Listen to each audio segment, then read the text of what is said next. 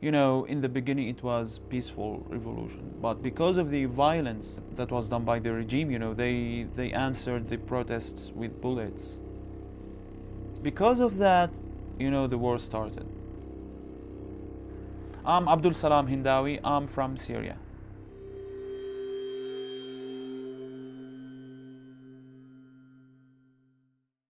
Salam is a graduate teaching assistant at the University of Colorado and a refugee from the Syrian civil war. He's currently seeking temporary protected status and asylum inside the United States.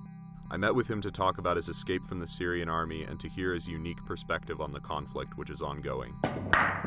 Whenever I had to leave, I would protest, I would join the ranks of the protesters. I was afraid, to be honest, but I did that because I wanted to express myself as well. I wanted to feel that, I wanted to have that feeling.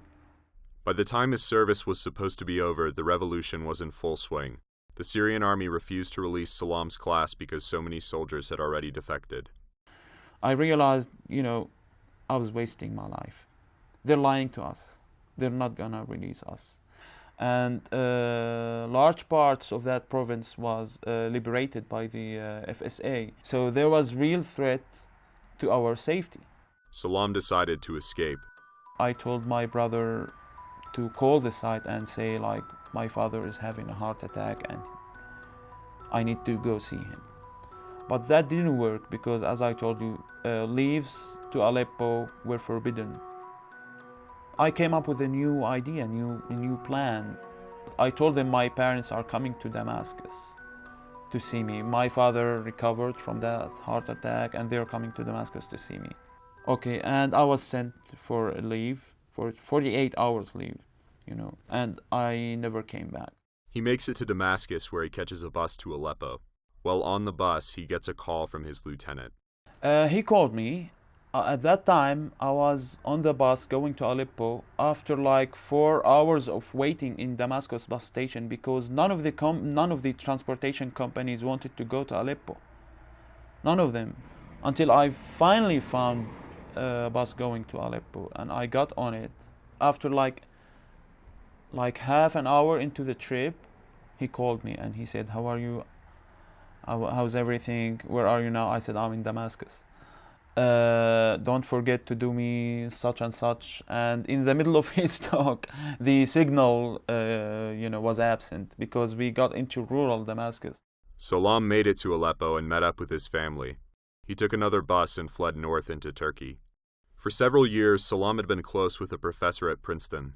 It was this professor who suggested Salam apply for the human geography program at the University of Colorado, Boulder. He knew that it's always been my dream to come to the United States and maybe study. So he advised me to apply to this program at CU Boulder, and I applied and got accepted, which was great. When I received that email from them telling me that you're accepted, I couldn't contain my happiness. I couldn't. It was such a great moment, such a great lifetime moment. Currently, Salam is staying in the U.S. on a visa. He's waiting to hear back on his applications for temporary protected status and permanent asylum. As an army defector, he would be killed if he returned to his country. I asked what Salam thought about recent rhetoric concerning Syrian refugees. I'm afraid that maybe someday we will be categorized into being terrorists, all of us, but that's definitely not true.